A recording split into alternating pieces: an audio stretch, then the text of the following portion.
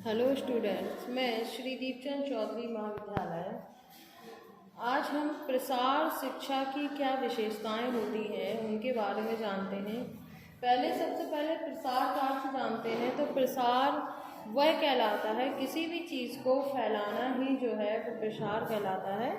और यहाँ पर एजुकेशन की बात हो रही है, तो शिक्षा का किस तरीके से प्रसारित किया जाए। लेकिन ये कौन सी शिक्षा? ये वो शिक्षा जो प्रौढ़ लोगों को दी जाती है और स्कूल कॉलेजों के बाहर दी जाती है, जिसे हम इनफॉर्मल एजुकेशन कहते हैं। फॉर्मल एजुकेशन क्या होती है? जो स्कूल कॉलेजों के अंदर दी जाती है और बच्चों के लिए जो ज़रूरी होती है, ये वो शिक्षा होती है।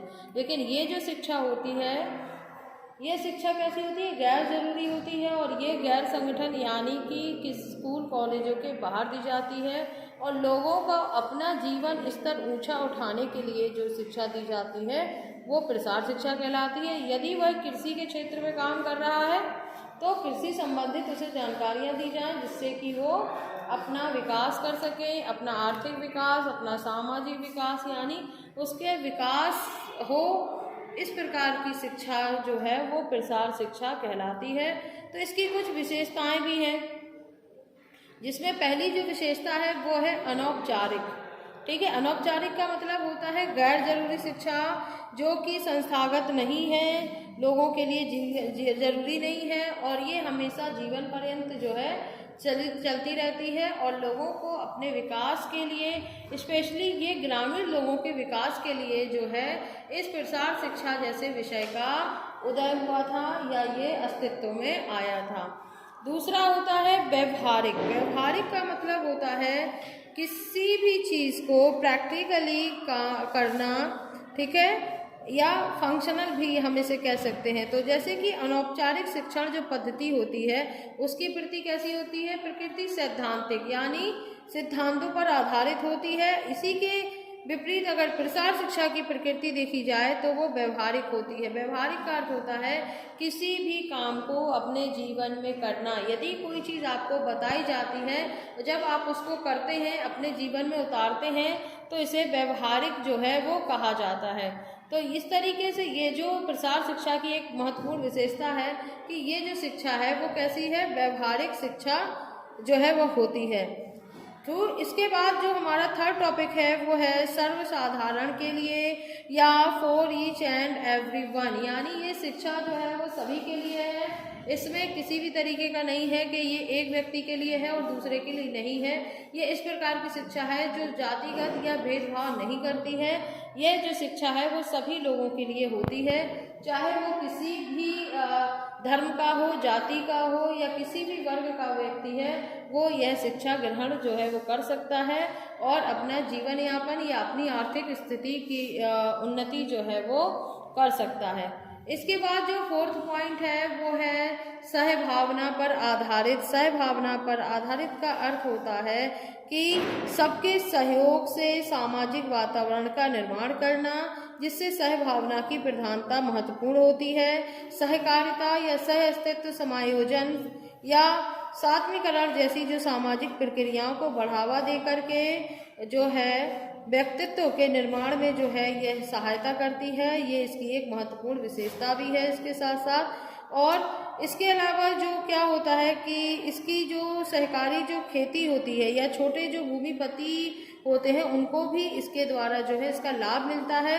और सहकारी समिति की स्थापना कर प्रत्येक व्यक्ति की आर्थिक समृद्धि जो है प्राप्त हो या आर्थिक समृद्धि उन्हें मिले, तो ये भावना जो है प्रसार शिक्षा की एक महत्वपूर्ण विशेषता के रूप में उभर कर जो है वो हमारे सामने आता है। इसके बाद फिफ्थ पॉइंट है इसकी फ्लेक्सिबिलिटी, या जिसको हम कहते हैं लचीलापन।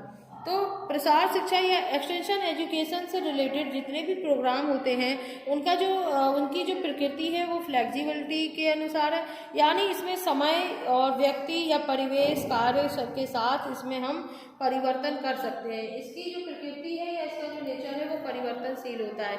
जैसे लोग होंगे, जैसा काम होगा, उसी के अनुसार हम उस प्रोग्राम में जो है परिवर्तन कर सकते हैं। जैसे यदि मान के चलिए वहाँ पे अगर हम प्रोजेक्टर का यूज़ कर रहे हैं और लोगों को समझ में नहीं आ रहा है, तो हम उसके साथ साथ उसमें चार्ट पोस्टर का भी यूज़ कर सकते हैं। तो इस तरीके से हम प्रसार शिक्षण जो जितनी भी सामग्रियाँ होती हैं उनमें हम चेंजेस ला सकते हैं, और उसको जब हम चेंजेस लाते हैं तो कार्यक्रम के या प्रोग्राम के सक्सेस होने की संभावना भी उतनी ही ज़्यादा बढ़ जाती है। इसके बाद इसका 6 पॉइंट है विस्तृत कार्य क्षेत्र। प्रसार शिक्षा का जो क्षेत्र है वो काफ़ी ज़्यादा बढ़ा हुआ है, यानी फैला हुआ है।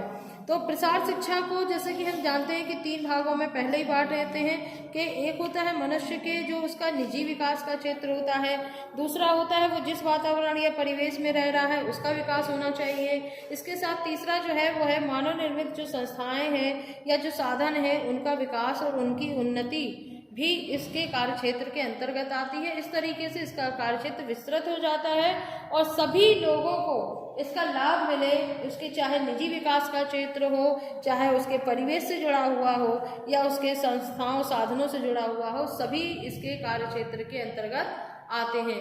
इसके बाद इसका जो 7वां पॉइंट है वो है हमारा स्वैच्छिक, ठीक है, स्वैच्छिक अभिप्रेरित या स्वयंसेवी भी हम इसे कह सकते हैं। प्रसार शिक्षा का जो मूलभूत लक्ष्य है या गोल है वो है मनुष्य की मनोवृत्ति में परिवर्तन लाना, उसके जो हृदय में सीखने की जो क्षमता है या रुचि को जगाना। इस प्रकार से वह उत्प्रेरित होता है और अपने अनुभवों के आधार पर अपनी आवश्यकताओं को पहचानने में सक्षम हो जाता है, और जब उसकी अनुभूत जो आवश्यकताएं हैं उसके आधारित होने के कारण इसकी जो प्रकृति होती है वो स्वैच्छिक हो जाती है, और स्वैच्छिक होने पर प्रसार शिक्षा के अंदर सिद्धांत का आचरण पालन जो है वो करना हो जाता है, और मनुष्य अपनी मदद अपने आप करने के सिद्धांत को अपनाता है, जिससे वह आत्मनिर्भर बनता है, दूसरों पर आश्रित नहीं होता है और आगे बढ़ने के रास्ते भी स्वयं ही तलाशता है।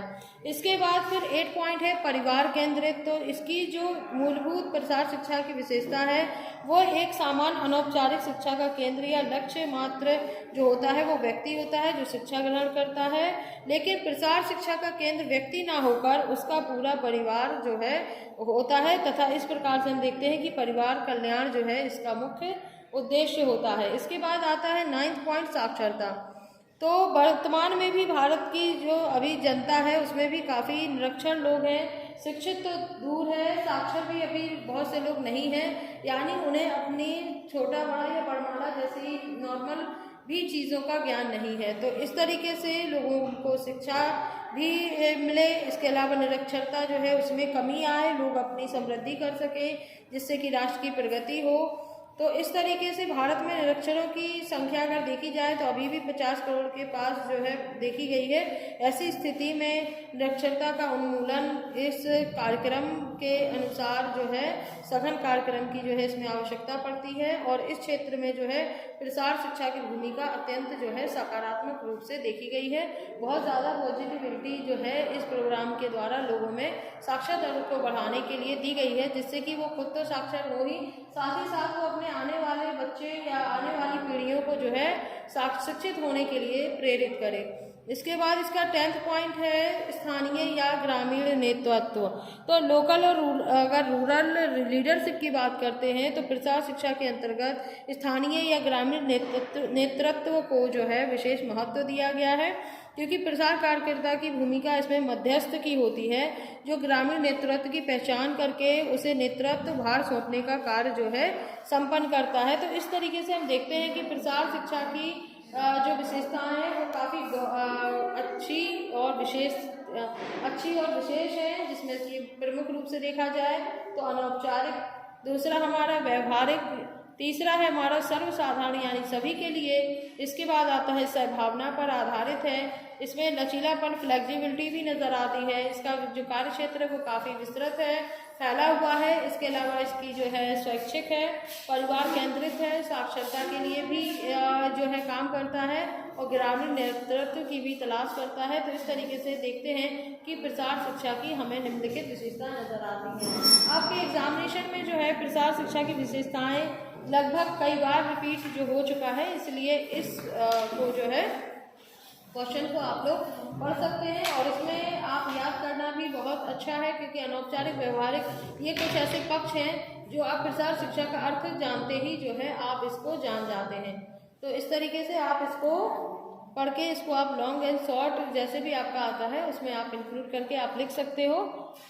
Thank you.